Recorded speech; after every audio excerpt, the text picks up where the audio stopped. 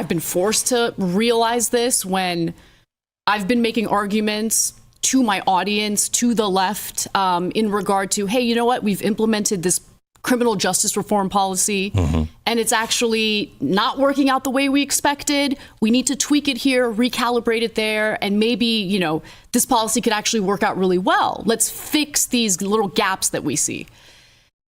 And rather than consider that I'm coming at them in good faith because I want these policies to work, all they do is just call you a grifter. Okay, so, that's it. So and that's the thing. Ana Kasparian sat down with Glenn Beck, and she had a very stunning conversation with him. So stunning that Glenn Beck was shocked, but also there's a ton of people in the comments section who are fans of the Young Turks who are trying to go after and cancel Ana Kasparian for what she is saying about the woke left in this clip here. Let's get into this clip where Ana Kasparian, like I said, sits down with Glenn Beck, but more importantly, really goes after the woke left and says that she was an idiot for buying into their propaganda, for buying into their brainwashing, and has now turned over a new page where she's not part of that woke cult anymore.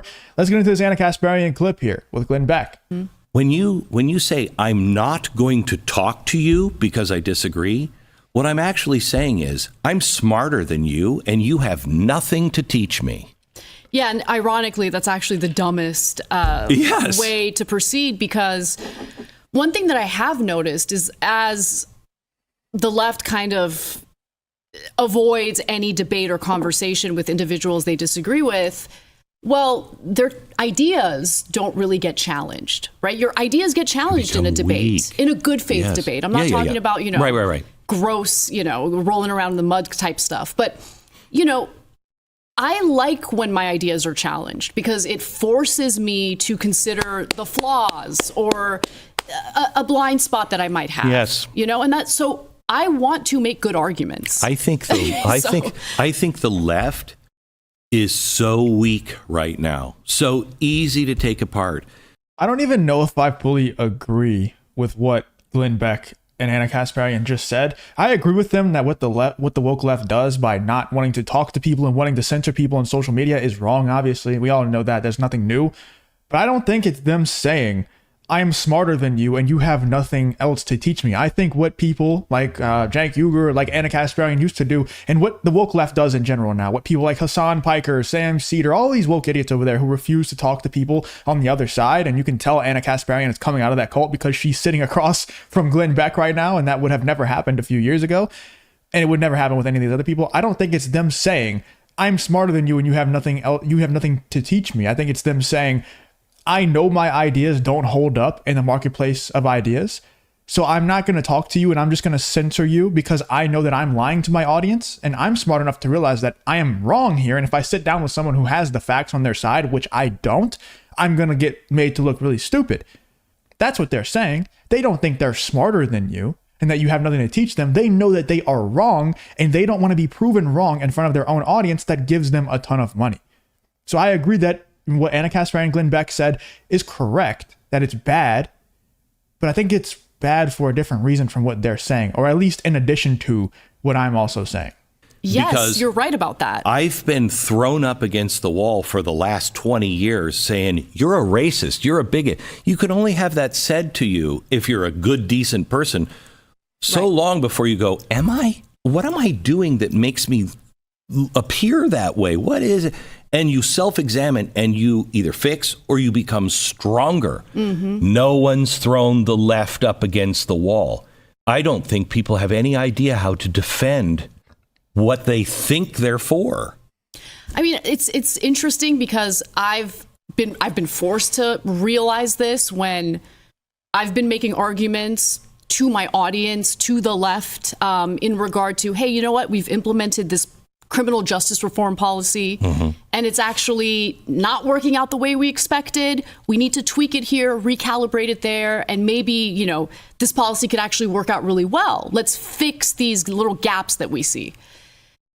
And rather than consider that I'm coming at them in good faith because I want these policies to work, all they do is just call you a grifter.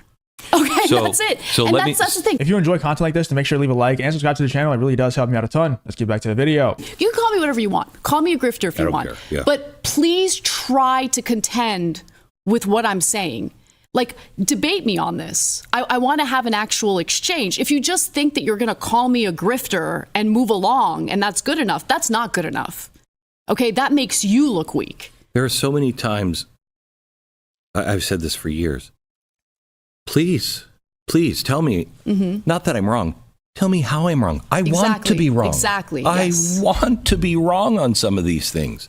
But we don't do that. So let me turn that question back to you. Nobody trusts anything. Right. I mean, I'm a conservative. The FBI is a danger to our society. The Department of Justice, yes, it is. And I used to be, those guys. I don't trust any of it anymore. And it's American and responsible to not trust blindly. Right. You know what I mean?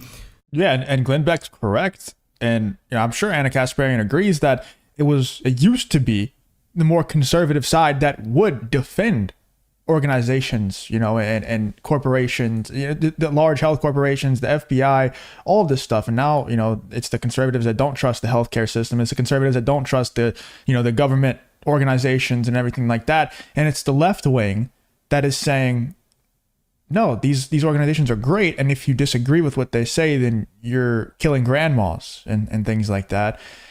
It's wild how it's flipped like that. And I don't understand it. I don't understand why they so blindly defend those organizations, but they 100% do it. It blows my mind because they're supposed to be the side that's, the hippies and, the people who are going after the big man. They go after rich people all the time, right? Like that's their number one enemy is rich people, billionaires.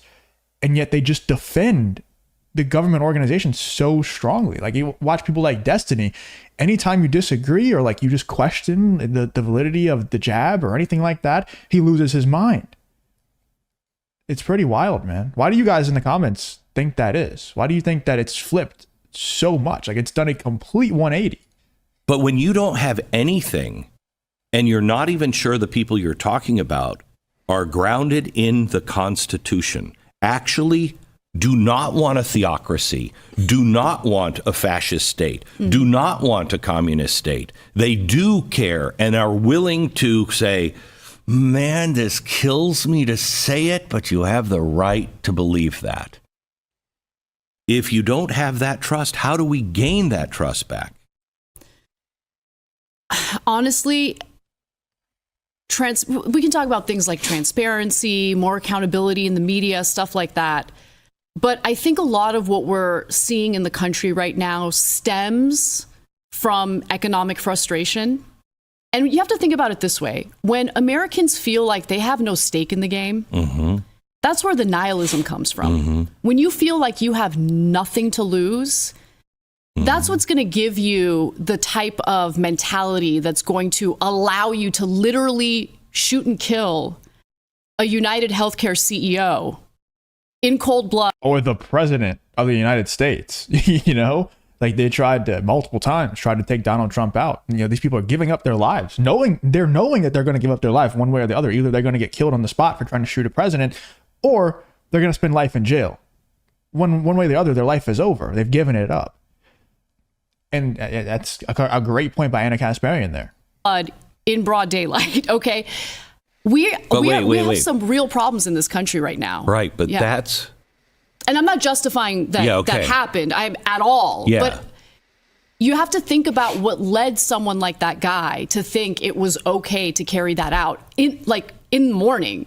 Okay. Right. But it doesn't. In New York City. I just want to be really, really careful because I know what you're saying and I agree with you, but I want to be very clear on what you're saying. Nothing justifies. No, I am not justifying it at all. That was murder. Right. And even if I have deep criticisms of our healthcare system. Me too. Okay. Deep criticisms. Me too. However, the idea that carrying out vigilante justice is the solution is laughable to me. What happened yesterday did nothing to reform our healthcare system, didn't even inch us closer to it. And at the end of the day, it just led to the murder of one individual who happened to be the CEO of one of the healthcare companies. Yeah, 100%. And it's also it's not worth giving up your life over, Anybody who is ever, if you're watching my stuff and you're considering doing anything like that, just don't do it. It's not worth giving up your life. The guy who did that, I think we found his name out this morning. It was like Luigi something with an M, I think. The guy looked like a normal dude. You know, he looked like a very normal guy with a normal life. And now it's all over. And it's not worth it because, like Ana Kasparian just said, it's changed nothing. He went out and carried out some vigilante justice, maybe got some anger off his chest, and now his life is over. It is over for the rest of his life. And yeah, there's going to be like there's people on Twitter who are calling him a legend and stuff. Like a lot of my friends, they're like, "Ah, what a legend, what a legend." I'm like, you're an idiot. You're an absolute idiot. Yeah, the guy who he killed might have been evil. He might have done some bad things, but this guy's just given up his entire life over changing nothing. It blows my mind. Like these people the guy who tried to assassinate Trump, he gave up his life over what? Like he even if he was successful, it would have made his side lose a whole lot worse. If Trump would have lost, or if Trump would have died there, the left would have lost way worse than they lost. Because it would have just rallied the entire country around, okay, the left has gone too far. So like these people, it basically, moral of the story, it's not worth it, okay? If you're ever considering doing something like that, don't do it. It's not worth it. It's just not. It's not going to accomplish anything, and you're going to give your entire life away. Let me know in the comments what you guys think about Ana Kasparian here, sitting down with Glenn Beck and discussing how the woke left has just gone way too far, and is there a way out of it? Is there solutions to it? I don't know. Let me know in the comments what you think. Is there a solution to it? I personally don't think so. I think both sides have gone so far to where, you know, like I said, the right wing, Ana Kasparian was saying it too, right wing doesn't trust anything, any government organization, any healthcare organization, nothing is trusted. Mainstream media, there's no trust. And the left wing just trusts everything blindly. There's just such a large disconnect. I don't think anything is going to be fixed. And I don't think it's going to be solved. I don't think it's solvable. Let me know in the comments, though, what you guys think. Maybe I'm just a little too black-pilled. And what do you think about Ana Kasparian's conversation here with Glenn Beck?